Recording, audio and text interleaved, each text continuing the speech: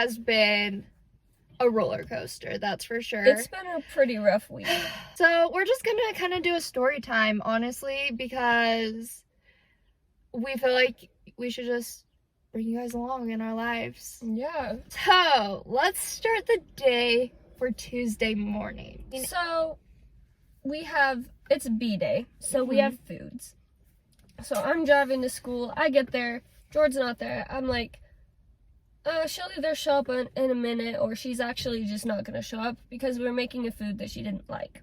Remember I texted you the morning, though? Like, a little before class started. I was like, hey, are you running on time? And yeah, so I was like, yeah, I'm going to be on time. And I almost texted her. I almost was like, just don't come. We're making something you don't like to eat anyways. I was like, I'm not going to hurry and go to school. I'm not in a big rush. No. Plus, it's our favorite teacher's first day back from maternity leave, and so I was like, okay, I want to see her. Yeah. I was making a point to go see her. I'm running late for school. I'm not in a rush because we only have 2 class periods, and it's that whole class. Like, that's the only classes foods we cook. Yeah. When we go home. Yep. And so I was just like heading there, whatever, and mind you, it snowed really bad. Not even really bad, but just like enough to where it stuck to the road. And the lights. Yeah. So people are just driving like idiots because it's been like 70 degrees and then it snowed. And they forget how to drive in the snow. Even though we've grown up with it, whatever. And so I get to this light. I drive it every single day. I drive it for work. I drive it home. I drive it, like, that's the road I take every single day. And the light turned green. So I was stopped at a red light. The light Behind a car. Behind a car. So the light turned green. I'm in the last lane. And the car went ahead of me. And I just started going. No one on the other lanes went. Which is because they weren't probably paying attention. And so I just was going. And all of a sudden, I look over. And this car's going like 60 miles an hour coming straight at me. And I pressed on my brakes. If I didn't press on my brakes, we'd be telling a whole different story. Oh, for sure. Because he would have, like, hit into me. At 60 miles per hour, yeah. Driver's side, boom. Boom. And it's, like, my first accident. I got knocked out for a few seconds. Airbags went off everywhere. My whole front of my car was taken off. And... Insert photo. Insert photo. It's not a good photo. Sorry, guys. It's just what we took in the moment, whatever. And so I'm sitting there, like, honestly, I'm crying. I have no idea, like, what's happening. And I'm just crowded with all these airbags. And I'm getting told not to move. And I'm like, what the crap? You're like, what is happening? Okay, so in the class, I'm chilling in class. And one of our school friends comes in late because he's usually late. And he goes... You know, after about 5 minutes of him being there, he's, like, really casual about it. And he just goes, yeah, hey, Cassidy. And then I was like, what? And he goes, I think Jord got in an accident, like in a car accident. I go, what, where? And he tells me, and immediately I call Jordan.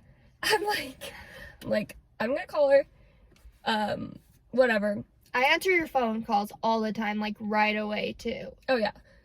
So I called her. She didn't pick up. At the time, I was like, okay, either A, she definitely got in the accident and he saw her and that's what it was, or B, she's just, like, asleep, she didn't want to come, she's not trying to make up an excuse not to go to school, whatever.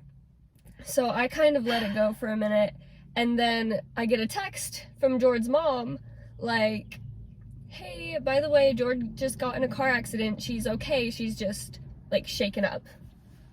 And I was like, great. So he was right. It was her. Yeah. All of a sudden, this guy, I'm like on the phone with my mom. I should have called the cops. Nah.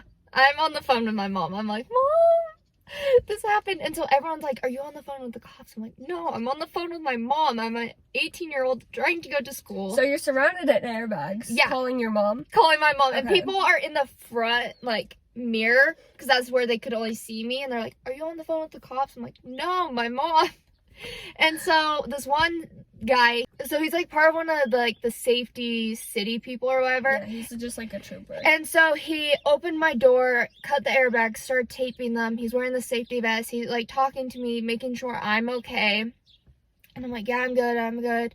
And then the cops finally got there, and then my mom got there, and everyone's like trying to ask me what happened. I told them the story about how he just like ran the light, whatever. And so then, you know, I got checked out by the paramedics.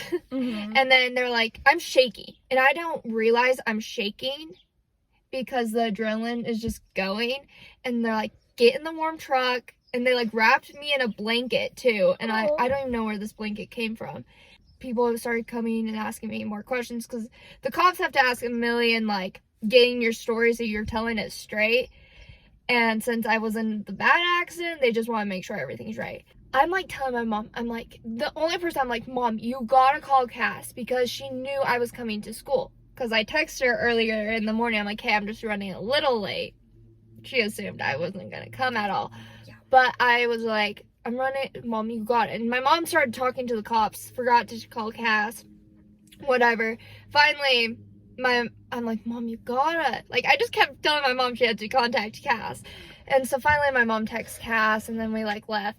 But the cool thing about it is I literally was like in a bubble. I didn't get any burns from the airbags and or cuts cuts from the glass, yeah, or bruises. Well, you got a little. I got bruised from the like seatbelt.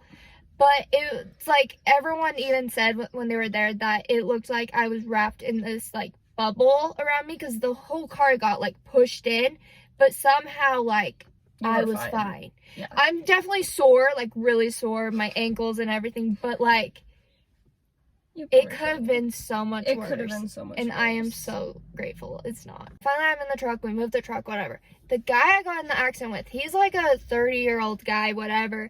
And he never came and checked on me. He was just kind of being really rude about it. Like, he was mad that he's late for something. Like, annoyed. Yeah. And he was just walking around, cleaning out his car, whatever, because, you know, it had to get towed. Mm-hmm. And he told the cops he was going with the flow of traffic. But then with my story, where there was already a car that went and then I was behind them, the cops are like, what the crap? Like, he admitted that he ran the red light, but it just kind of irritated me that he was like, I was going with the flow of traffic. I'm like, if you tell the cops you're going with the flow of traffic, you're in the wrong. Yeah. Usually, because the light was red, and he said he couldn't see it because of the snow. When you could see the, like, bottom portion of it, it hadn't snowed that bad. And, like, there were other people who were stopped. Another car made it through the light. Like, he was definitely in the wrong. He didn't slow down at all. That's, like, not doing good. Okay, so Jord's mom called me off of her phone, but my phone was on silent. I'm in school.